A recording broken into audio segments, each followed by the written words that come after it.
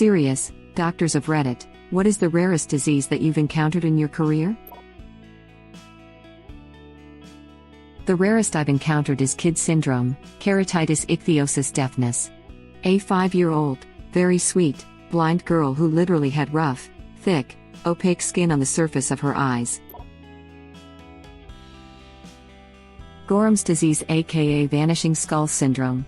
A softball-size area of my patient's skull disappeared and left behind a soft spot. She ended up with a plastic plate to protect her brain. Crazy disease. Edit. I changed brains to brain. I use the plural in just as brains can be used when referring to dissected brain tissue.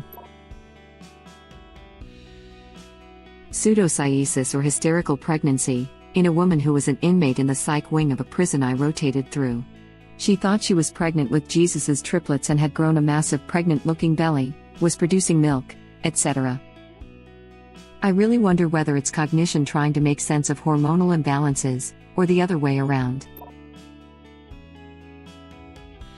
We had a patient once, a young girl, who was so sick that it broke our data analysis pipeline.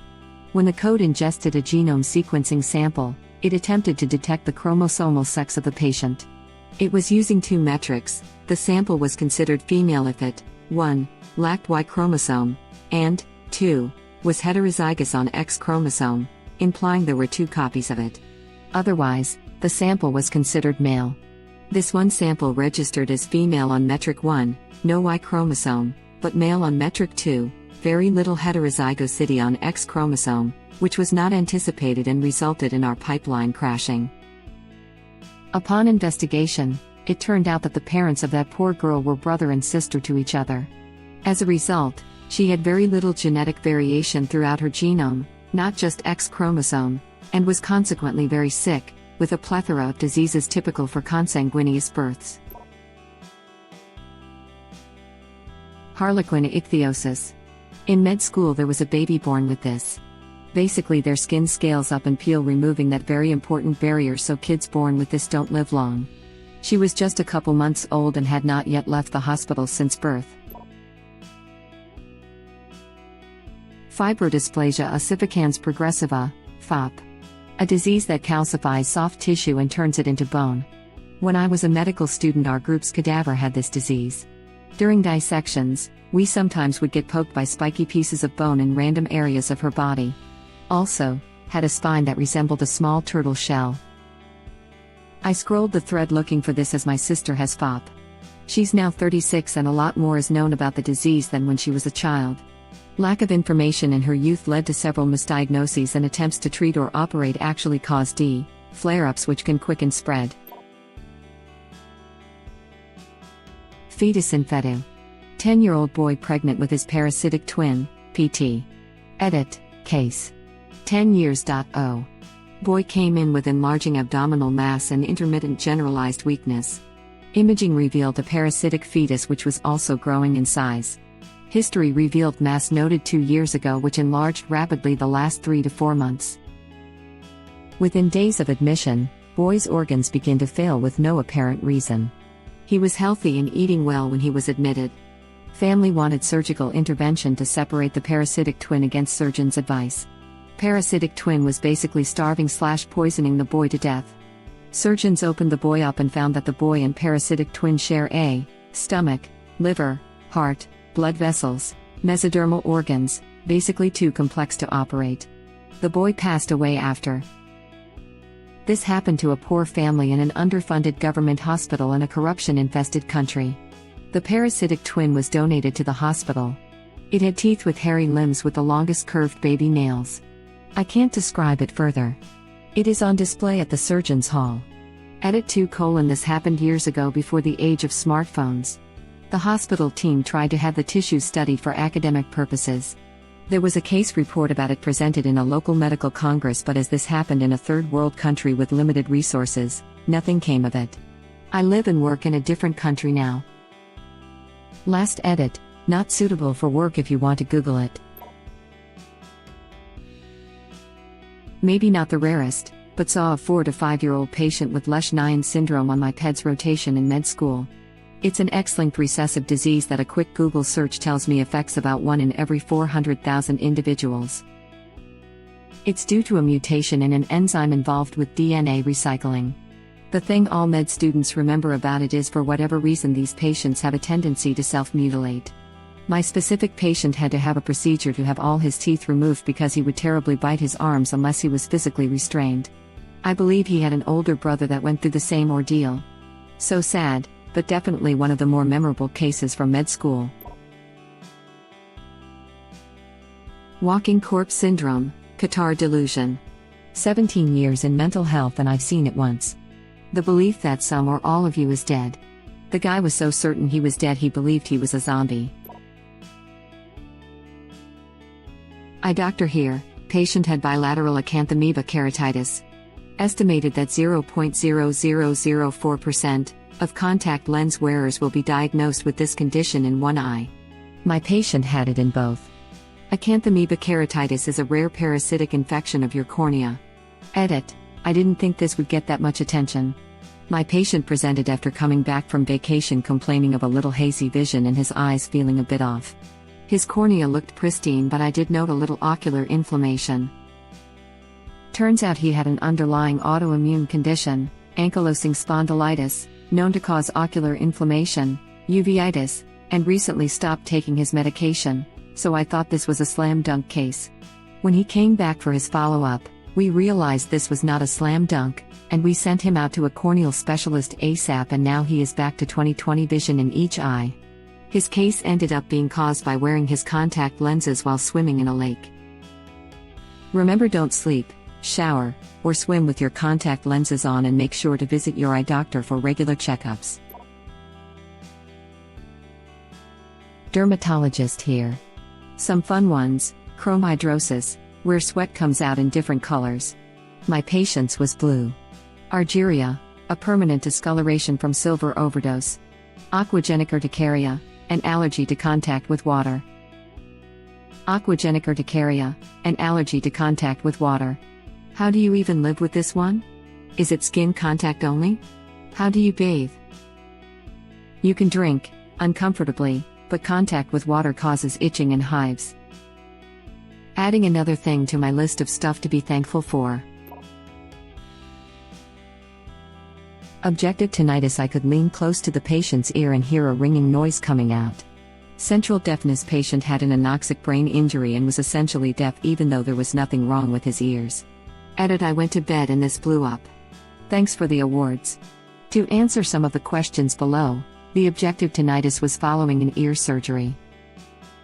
The patient's middle ear muscles were twitching constantly, causing a ringing sound, and her eardrum was acting like a speaker, so we could hear it outside her head. This does not happen often and I will probably never see it again. I don't know what ended up happening with her, but I think the ENT did some revision to try to fix it. This is very different than subjective tinnitus, the normal kind where the ringing is only heard in your head. That is caused by a lot of different things, but we generally don't know why it happens and don't have a lot of great ways to fix it. The central deafness happened when oxygen deprivation damages the auditory areas of the patient's brain. He could not hear anything, could not understand speech, relied on writing and lip reading to communicate. Interestingly, he also had some noticeable trouble with his speech. He had what we call deaf speech. That is the particular type of articulation errors we see in patients who are deaf. Even though he was an adult when this happened. He also had a lot of memory problems. After several years of rehab and treatment, he regained a fair amount of hearing ability. When mom had a stroke, she became blind for a couple weeks. However, while she was blind, her severe deafness went away, and she could hear me breathing on the other side of the room. When her vision improved, she became deafer again. Her doctor was stumped. Sensory bandwidth issue? Well, you answered the question. Do you hear that too, or am I crazy? Which I bet was a relief for the patient. Actual scurvy. Poor old man didn't know how to cook after his wife died and ate nothing but biscuits. God, this makes me worry about my own pops. After the divorce, he basically subsides on hot dogs, chips, and uncooked ramen. Every time I cook for him, he reacts like I just gave him a 3-star Michelin meal, even when it's something as basic as quick spaghetti that I still can mess up. Edit. Thanks a million for the words of kindness and solid advice, people. I truly love you for it. Patient admitted for something unrelated, starts deteriorating for no discernible reason. Has some mild generalized abdominal pain, but other than that no specific symptoms. However, he keeps worsening to the point where he's barely hemodynamically stable. On the abdominal contrast CT, there's fluid everywhere. Organs pushed against the abdominal wall. Just one enormous gray puddle from the top of his pelvis to his diaphragm. And then, at some point, there's a scribble of white pretty much smack dab in the middle of it all. In this context, signifying active bleeding, it was shaped like the world's smallest firework pop, and it was nowhere close any major vessel. Everyone was dumbfounded for a hot minute. It turned out to be a traumatic rupture of the cystic artery. No surgeon in the building had ever seen one. Dude underwent embolization and made it out completely unscathed. So his entire torso was full of blood? Persistent genital arousal disorder. Having multiple orgasms a day, at any time, without any stimulation, becomes quite bothersome and uncomfortable, limits your daily activities and sleep is interrupted.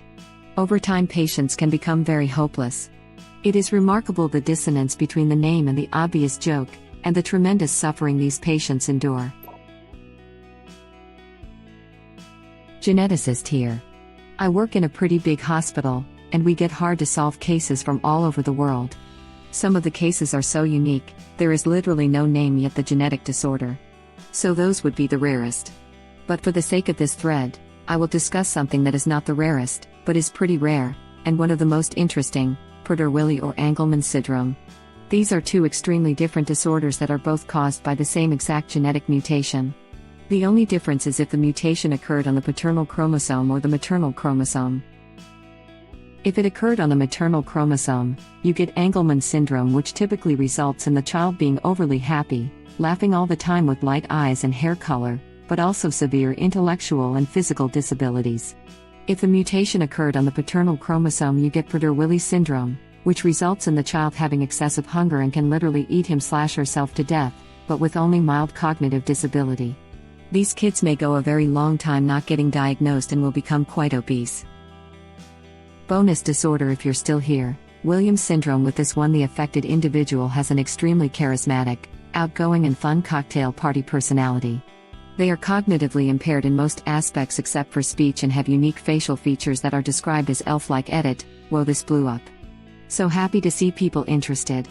Given the amount of discussion this has generated, I want to clarify that terms like cocktail party personality and elfin were once typical descriptors geneticists used but are now steering clear of due to negative perceptions. Same goes for happy puppet syndrome. Thanks everyone for such an awesome discussion. Rarest disease that I've seen in my career thus far would have to be leprosy. It's something that one hears about in antiquity and something I read about in books, but I never expected to actually encounter it in my career. I diagnosed a patient with cancer of the parotid gland. It has an incidence of less than 1%. It went something like this. He came to me because he was having right jaw pain. I assessed him and nothing was really out of the ordinary. I thought he was having some TMJ because he had been dealing with some stress, and he did have pain at the TM joint. A week later he came back with a Bell's palsy, which is a temporary paralysis of one side of the face. This can be caused by inflammation or a viral infection. So I asked the appropriate questions, and he had some upper respiratory symptoms the week before. But something was off. So I palpated his jaw again and moved more medially towards his cheek. And he said it was painful midway on his cheek, where his parotid gland was. There was something there. Not a discernible mass, but something was off. That's when I ordered a CT scan. And it was confirmed. I got him to a head/neck specialist along with getting him to a cancer specialist. He's currently 2 years out, and although he's missing some of his face due to surgery, he's doing surprisingly well. And his spirits are great. Wow, I did not expect this much traction and interaction. I'm doing my best to respond to comments, but I've been on mobile and it's been tough. So if I didn't respond to your comment, I really do apologize. It wasn't intentional and I don't want anyone to feel slighted or bad. Thanks again for the amazing conversation and the incredibly kind words. Hope each one of you are in good health and spirits. Praying gesture, E2. This has been one hell of an evening. Special thanks to all of you who've shared intimate and personal stories about yourselves and others. Cancer sucks and there's nothing more important than our health, so please do your best to take care of yourself. Eat well. Get rest. Make sure to be active. I'm off for tonight as I have to be up early, but it's truly been a pleasure and I'm so lucky to have made new friends. Stay well and be safe. Fist. Thank you for watching. Please subscribe to be the first to know about Red Rabbit Reader's new videos. If you like our videos, please like them on YouTube and share them with your friends. We welcome your comments below. Press to start another of our videos.